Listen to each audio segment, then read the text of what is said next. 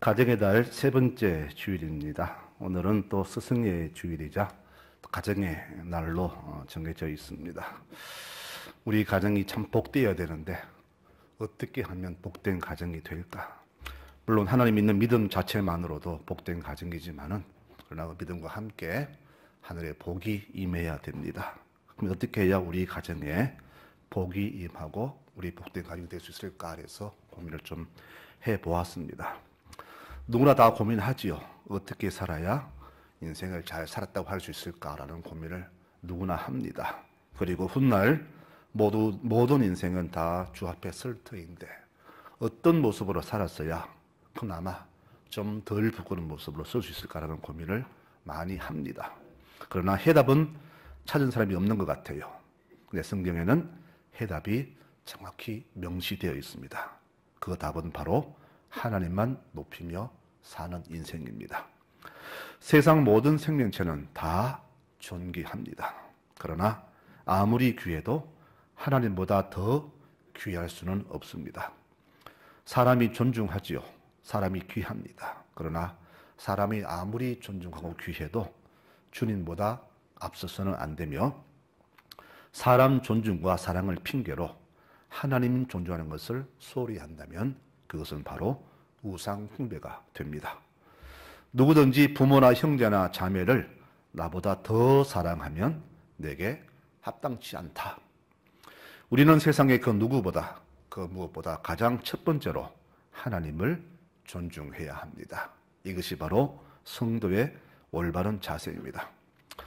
만일 하나님보다 사람을 더 존중하게 되면은 하나님도 하나님의 그 우선순위에서 우리를 삶의 가장 아래로 내려놓으실 것입니다. 내가 하나님을 얼마나 높이느냐에 따라서 내가 하나님께 존경받는 순서도 그렇게 달라질 것입니다. 하나님은 누구에게나 영원히 최고로 존중을 받으셔야 할 분입니다. 영원한 존중이 무엇인가? 바로 하나님을 그 누구보다 무엇보다 더 귀한 분으로 여기며 섬기는 것을 영원한 존중이라 그렇게 말합니다. 하나님보다 다른 것을 더 귀히 여기면 그것은 바로 하나님을 경멸하는 죄가 됩니다. 그것이 자식이든 직장이든 권력이든 친구든 절대로 하나님보다 더 앞서서는 안 됩니다. 사무엘상 2장 30절에 나는 나를 존중히 여기는 자를 내가 존중히 여기고 나를 멸시하는 자를 내가 경멸히 여긴다라고 말씀하셨습니다. 계시록 5장 13절에는요. 하늘 위에와 땅 위에 또 땅 아래와 바다 위에와 또 그 가운데 모든 피조물이 이르되 보좌에 앉으신 이와 어린 양에게 찬송과 존귀와 영광과 권능을 세세토록 돌릴지어다라고 찬송합니다. 온 우주 삼라만상에서 찬송과 영광을 받으실 유일한 분은 오직 하나님 한 분뿐이십니다. 아브라함은 모든 인류를 대신해서 아들 이삭을 바침으로써 하나님이 최고라는 것을 우리에게 보여주었습니다. 사람이 아무리 존귀해도 그 사람이 하나님보다 앞서고 더 귀하게 여겨지면은 그것은 덧없는 존중이 되고 결국은 우상 숭배가 되고 말 것입니다. 질투와 시샘은 사람과 동물할 줄 알았는데 하나님도 질투하시는 분임을 말합니다. 우상을 만들지 말라. 형상도 만들지 말고 거기에 절하거나 섬기지 말라. 나는 질투하는 하나님이니 나를 미워하는 자의 죄를 갚되 아비로부터 아들까지 3, 4대까지 이르게 하거니와 나를 사랑하고 내 계명을 지키는 자에게는 천대까지 은혜를 베풀겠다 라고 말씀하십니다. 세상에 하나님 미워하는 교인은 없겠죠. 그러면 하나님을 미워하는 말은 무슨 뜻일까요? 그것은 바로 하나님보다 다른 것을 더 좋아하면 미워한다는 그런 표현이 됩니다. 그러니까 우리 삶의 가장 1순위는 하나님이 되어야 합니다. 남편도 아내도 부모도 자식도 아닙니다. 하나님이 가장 우리 삶의 1순위가 되어야 합니다. 만약 하나님이 2순위가 되면은 그것은 하나님을 미워한다라는 그런 말이 되는 것이겠죠. 그래서 세상에 그 무엇보다 바로 하나님 아래로 미루는 것이 올바른 성도의 자세라는 것을 우리는 알아야 됩니다. 그래서 아브라함은 이삭도 과감히 버림으로써 하나님만 진정으로 높이고 사랑한 믿음의 아버지가 된 것입니다. 우리가 하나님을 높이지 않아도 하나님은 스스로 존귀한 분입니다. 하나님 스스로 자신을 높이실 것입니다. 그러나 우리가 하나님을 함부로 대하면 그것을 우상 섬기는 죄로 그렇게 여긴다는 것을 우리는 기억해야 됩니다. 지금 많은 교인들이 하나님을 최고로 섬긴다 하지만 사실은 자기도 모르게 인간 우상을 섬기고 있습니다. 자식이 하나님 자리를 차지하고 말았습니다. 자식이 하나님보다 더 우선이며 세상에서 내 자식보다 더 존귀한 존재는 없는 것 같습니다. 여러분, 제 말이 틀렸습니까? 맞지요? 우리가 조금만 깊이 생각해 보면은 나는 내 자식보다 하나님을 더 존귀히 여기는가라는 질문에 예라고 대답할 성도는 아무도 없을 것입니다. 성경에는 이렇게 자식까지 바치면서 하나님을 최고로 존중했던 아브라함과는 정반대로 하나님보다 자식을 더욱이 여긴 덧없는 존중의 한 예가 소개되고 있습니다. 그것이 바로 엘리 제사장의 이야기입니다. 그의 두 아들은 제사장 직분과 제사장 직무를 아주 우습게 여겼습니다. 하나님께 바치는 제물의 제일 좋은 것을 주님보다 먼저 자기들이 취했고 성전의 모든 좋은 것들은 다 그들이 착취해 버렸습니다. 이 소식이 아버지께 들렸지만은 아버지는 조심하라고만 지적했을 뿐 과감히 그들을 제지하지 않았습니다. 하나님보다 아들을 더 사랑한 것이죠. 만일 엘리가 하나님을 정말로 존중했다면 이 두 아들을 해임시키고 다른 사람으로 그 직무를 대신해야 했지만 아들을 주님보다 더 존귀히 여기기 때문에 그 두 아들을 가만 놔둔 겁니다. 그래서 두 아들은 아버지의 비호 아래 아무 제지 없이 계속해서 폐역을 저지르며 살았습니다. 하나님은 이 집에 멸문지화를 예고하셨습니다. 사무엘상 2장에 너는 어째서 네 아들들을 나보다 더 귀하게 여기느냐? 나는 너의 집을 영원히 축복하려 했으나 이제 그렇게 하지 않겠다. 나는 나를 존중하는 자를 존중하고 나를 멸시하는 자는 멸시한다. 네가 나를 멸시했으니 내가 네 집을 끊어서 네 집에 노인이 하나도 없게 하겠다. 그리고 네 제사장 직분을 파하고 대신 성실한 종을 세워서 그 직무를 대신하겠다라고 멸문지화를 예고하셨습니다. 두 아들도 잘못했지만은 아버지는 더 많이 잘못했습니다. 따끔히 혼내고 교육시켜서 제대로 감당토록 해야 되는데 아버지는 그러지 않았다는 겁니다. 그런데 아버지의 이 모습이, 엘리의 이 모습이 오늘날 우리 부모들의 현재 모습과 다른 게 없으면 무슨 이유일까요?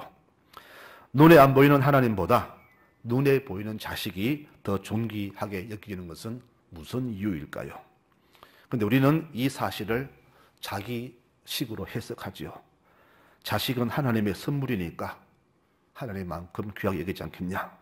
그가 잘 커야 하나님을 잘 섬기게 하는 것이 부모 역할이 아닌가라는 식으로 자식 사랑을 그렇게 해석합니다. 하지만 하나님은 분명히 경고하셨어요. 아비나 어미나 자식이라도 나보다 더 귀하게 여기는 자는 내게 합당한 자가 아니다라고 분명히 말씀하십니다. 성도 여러분, 이 경고에 귀를 기울이시기 바랍니다. 하나님은 우리에게 영원한 축복을 약속하셨지만 우리가 그분의 뜻을 저버리고 범죄할 때에 그 복을 거두십니다. 우리의 축복이 영원하려면은 하나님을 영원토록 존중하며 섬길 때 우리에게 축복이 영원함을 여러분 깨달으시기 바랍니다. 25년을 기다려서 얻은 귀한 아들 이삭입니다. 그런데 그 이 아들을 바치라 하십니다. 그때 아버지의 심정이 어땠을까요? 성경은 단 몇 줄로 아브라함이 아침에 결단했다 하지만은 실제로는 그 3일 동안에 얼마나 많은 고민과 번뇌가 있을지 모릅니다. 차라리 재산을 가져가시지 어떻게 저 아들을 바치라 하시는가?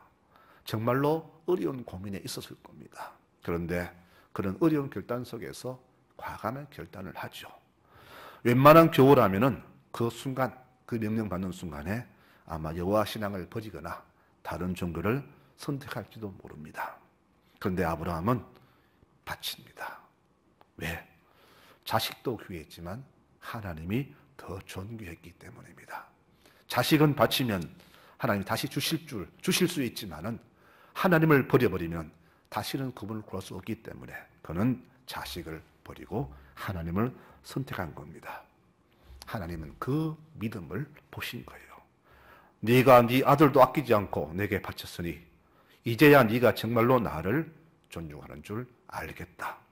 내가 너에게 큰 복을 주겠다. 지금은 네 아들이 하나지만은 네 자손이 하늘의 별처럼 번성하고 네 후손에게서 왕이 날 것이다라는 축복을 허락하셨습니다.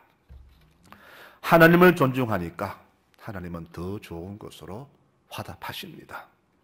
여러분, 지금 무엇을 주저하십니까?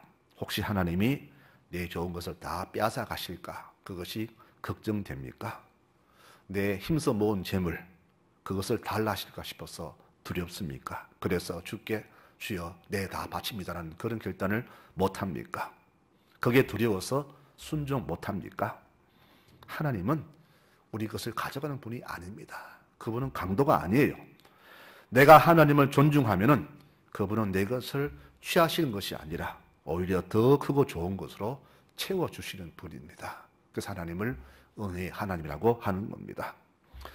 아들을 더 사랑한 엘리 가문은 이렇게 멸문죄화를 당했지만은 아들보다 하나님을 더 사랑한 아브라함은 놀라운 축복을 받았습니다. 우리가 하나님을 존중할 때 항상 후한 보상이 따릅니다. 우리가 사람을 잘 섬겨도 놀라운 보상을 받는데 하나님을 잘 섬기면 얼마나 큰 보상을 받겠습니까? 이렇게 우리가 하나님을 최고로 존중하고 섬길 때 하나님께서 놀라운 축복이 있음을 믿는 모든 교우들이 되시기를 축원합니다. 사도행전 4장에 보면은요 이런 말씀이 있어요. 예수를 반대하는 관리들이 베드로와 요한을 협박하는 그런 장면이 나옵니다. 앞으로 나가서 예수 이름에 옛자도 꺼내지 말고 전도도 하지 말고 가르치지 말아라. 만일 그렇게 하면 너희를 가만두지 않겠다라고 아주 협박하죠. 그런데 이 두 사람이 그 앞에서 코웃음을 칩니다. 아이고 참, 우리가 너희 말을 들을까? 하나님의 말씀 들을까? 네 한번 생각해봐라. 너희도 생각했다면 한번 생각해봐라. 우리는 보고 들은 것을 말하지 않을 수 없다라고 담대하게 이 불의와 타협을 거부해버렸습니다. 우리가 인정에 끌려서 진리를 양보하고 타협하면 절대 안 됩니다. 교회의 평안을 위해서 타협하고 가정의 시끄러움을 피하려고 진리를 양보하면 이것은 참 평화가 아니라 거짓과 타협하는 것이 됩니다. 지금 교회마다 가정마다 이런 거짓 평화가 얼마나 많은지 모릅니다. 오늘날 부모, 목사, 교사, 지도자들의 잘못이 바로 이것입니다. 자식 마음 안 상하게 하려고 타협하고 교회 시끄러움 방지하려고 불의를 행해도 모른 척하고 표 얻으려고 거짓과 타협하는 것은 하나님을 능멸하는 행위가 됩니다. 이렇듯 빗나간 엘리의 자식 사랑은 결국 멸문죄화를 자초하지요. 한날에 두 아들이 죽고 며느리는 사산하고 가문이 흔적도 없이 사라져 버렸습니다. 지나친 자식 사랑, 잘못된 자식 교육은 가정 파괴의 원인이 됨을 우리는 분명히 알아야 합니다. 서울 어느 교회에 아주 신실하다고 소문난 한 권사님이 계셨습니다. 기도와 봉사에 빠지지 않는 분이며 가정도 아주 원만한 가정입니다. 남편은 고위 공무원이고 큰아들은 신실한 신앙에다가 서울대 의대 졸업반이었습니다. 이 정도면 자랑할 만하죠. 모두가 불운한 집입니다. 세상 모두가 다 지옥에 가도 이 권사님만큼은 천국 간다고 할 정도로 신앙이 좋다고 소문난 분이었습니다. 그런데 그 집 둘째 아들이 좀 문제였습니다. 재수 3수를 해도 대학에 못 갔고 늘 사고만 칩니다. 아무튼 이렇게 좋은 집이지만 기도 제목도 있는 그런 집이었습니다. 그런데 큰아들 때문에 모든 것이 묻혀졌고 오직 큰아들에게 희망 거는 그런 집이었죠. 아들이 졸업하면은 개혼할 것이고 돈도 잘 벌 거고 그런 돈 많은 집딸이 13, 5개 가지고 올 것이고 이제 우리 인생 폈구나 라고 여길 즈음에 큰아들이 갑자기 폭탄 선언을 합니다. 어머니, 아버지, 하나님이 저를 아프리카 선교사로 가라고 하십니다. 이 말에 엄마는 실신해 버렸습니다. 그는 새벽마다 울부짖습니다. 주여, 아이고 하나님, 왜 하필 큰 놈입니까? 저 작은 인간한테 둘째로 데려가시지 라고 새벽마다 울며 부르짖습니다. 하나님이 청소부는 아니잖아요. 부모도 포기한 자식을 하나님이 왜 쓰십니까? 이 권사의 믿음은 바로 이랬습니다. 나의 가장 귀한 것을 바치지 못하는 믿음은 하나님을 진정으로 공개하는 믿음이 아닙니다. 여러분, 이 사실을 알아야 됩니다. 그래서 아브라함의 이삭 사건은 하나님이 최고 귀하다는 것을 알려주는 그런 고백이 되는 거예요. 한 생명 바치는 그것이 아니라는 겁니다. 내가 도저히 바치지 못할 것을 주께서 원하실 때 그것마저도 드릴 수 있는 그런 믿음이 진짜 믿음이라는 겁니다. 이것을 통해서 우리의 신앙이 얼마나 참 형식이었는가가 이렇게 만인 앞에 드러나게 되었습니다. 하나님이 진정 존귀한 분이라면 왜 이삭을 못 바칩니까? 아브라함은 그런 믿음이 되니까 바칠 수 있고 나는 믿음이 없으니까 안 되고 그것은 자기 변호죠. 그런 법이 어디 있습니까? 자식은 믿음에 상관없이 다 귀하잖아요.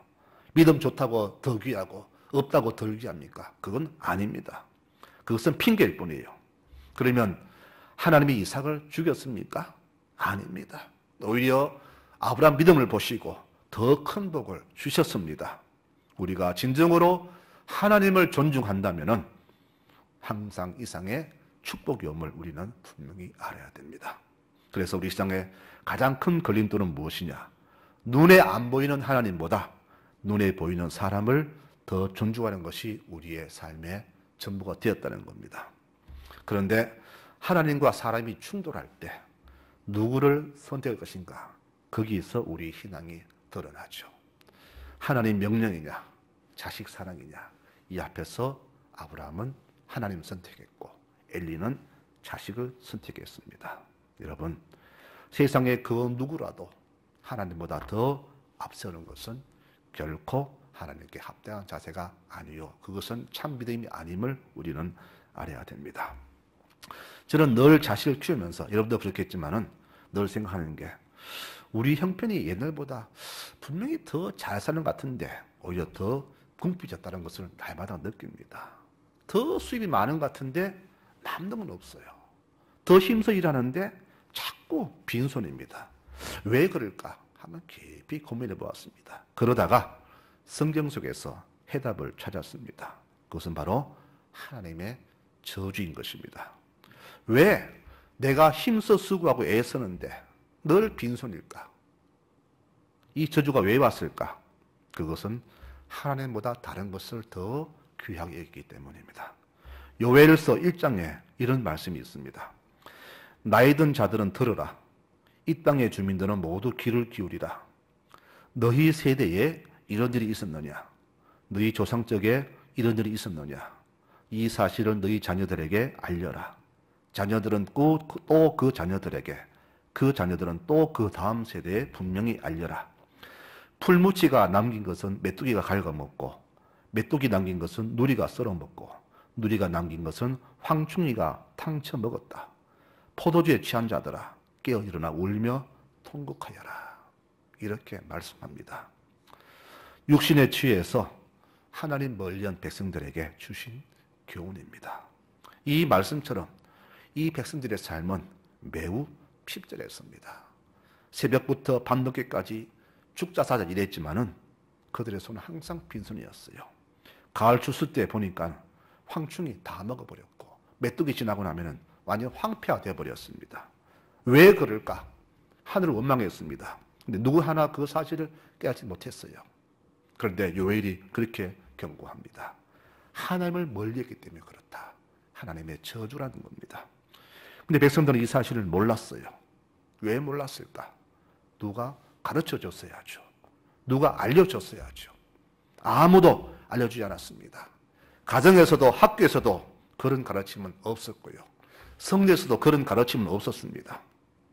지금도 똑같습니다. 그때나 지금이나.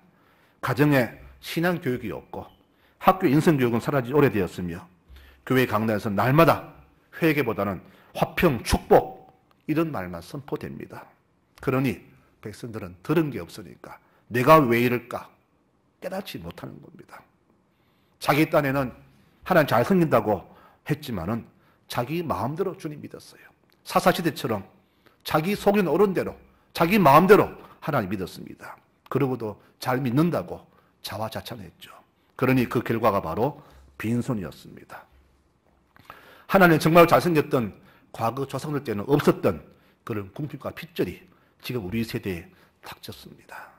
바로 그 모습이 지금 우리의 모습이 아닌지요. 과한 교육비에 부모 허리는 휜니다. 게다가 엄청난 집값에 세금에 뜻하지 않은 의료비에 생각지 않은 것에 돈이 줄줄 새 나갑니다. 메뚜기 남긴 것을 황충이 먹어버리고 원인은 들판이 폐허가 되어버린 것과 똑같습니다. 여러분, 그러니 1년 농사 빈손이듯이 우리 삶에 특히 후손들의 삶에 이런 흉년이 해마다 거듭되고 있으면 무슨 이유일까요? 우리도 그렇지만은 하나님보다 세상보다 돈 여기는 그들의 그 삶 속에 주의 저주가 임한 것이 아닌가요? 그래서 주님 말합니다. 들을 귀 있는 자는 들을지어다. 여러분, 깨달아야 됩니다. 이것을 깨닫고 돌이켜야 됩니다. 하나님을 최고로 존중할 때 내가 빈손이어도 내 삶에 하늘의 축복이 내리고 하늘 문이 열리고 만나와 메추라기가 우리에게 임하는 겁니다. 이런 복이 임한 것을 믿으면서 여호와를 존중하는 우리 모두가 되어야 할 것입니다. 여러분 들으셨습니까? 깨달았습니까? 그러면 회개하십시다. 잘못 살아온 나의 삶을 회개하십시다. 이런 선포는 교회 강단에 매우 드문 선포가 되어버렸습니다. 그러니 밟지 않아도 될 그런 잘못된 전철을 지금 우리가 계속해서 밟고 있는 겁니다. 그런데 하나님은 우리에게 또 기회를 주시는 분입니다. 우리가 가던 길을 돌이켜서 하나님을 정말로 존중할 때 이렇게 축복하십니다.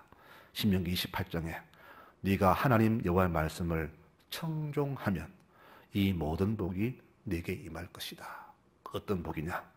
여호와께서 네 창고와 네 손으로 하는 모든 일에 복을 내리시고 네 하나님 여호와께서 네게 주시는 땅에서 너에게 복을 주신다. 여호와가 너를 위하여 하늘의 아름다운 보물 창고를 여셔서 네 땅에 때를 따라 비를 내리시고 네 손으로 하는 모든 일에 복을 주신다라고 축복을 선포하십니다. 성도 여러분, 우리는 지혜로운 백성이 되어야 합니다. 하나님을 존중함이 곧 지혜이며 지혜로운 자는 하나님을 존중하는 사람입니다. 우리가 진정으로 하나님을 존중할 때 모든 영역에서 말씀대로 믿을 뿐 아니라 믿고 순종할 때 힘과 능력이 생김을 여러분 믿으시기 바랍니다. 잠언 13장에 말씀합니다. 교훈을 저버리는 사람은 패가 망신하고 지키는 사람은 존경을 받는다. 오늘 말씀 결론적으로 어떻게 주를 섬길 때 정말로 주를 존중한다 할 수 있을까? 오늘 잠언 말씀은 4가지를 우리에게 말씀해 줍니다. 첫째는 인자와 진리를 가슴에 새기는 겁니다. 즉 나태하거나 교만하지 않고 항상 성실한 자세로 하나님에 대한 신의를 지키는 것입니다.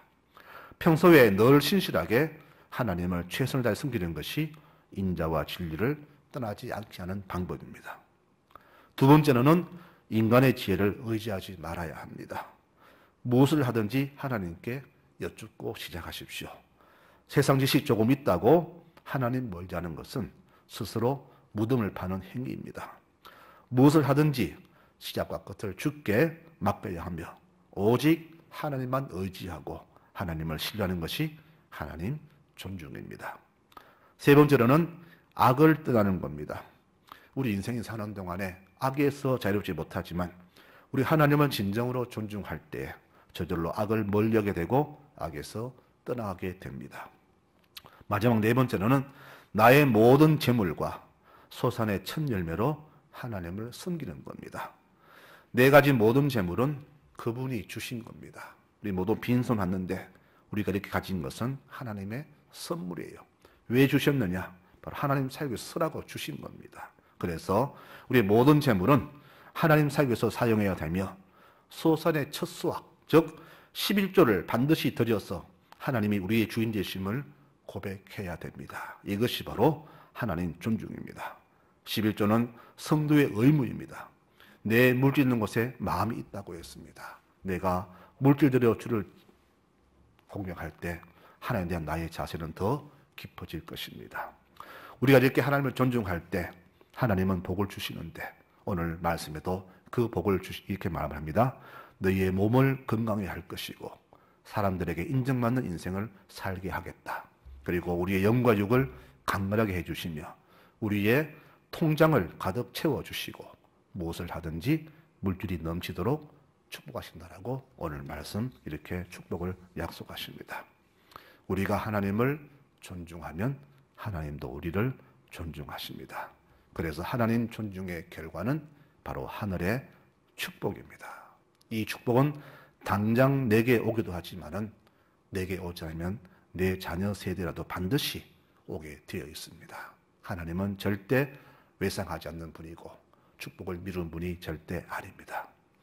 아들을 주시기까지 우리를 존중하신 그 하나님처럼 우리도 하나님을 존중하며 살아가는 백성이 되시기를 바랍니다. 더불어 나를 귀히 여기는 이웃과 성도들도 그렇게 존중 여기며 살아가시는 교우들이 되시길 바랍니다. 아름다운 계절 5월입니다. 더불어 가정의 달입니다. 우리 믿음의 모든 가정들은 이렇게 오직 하나님만 섬기며 살아가시는 가정들이 되셔서 하나님이 주시는 하늘의 모든 축복들을 가득 넘치도록 받아 누리시는 복된 가정들이 되시기를 축원합니다. 아멘.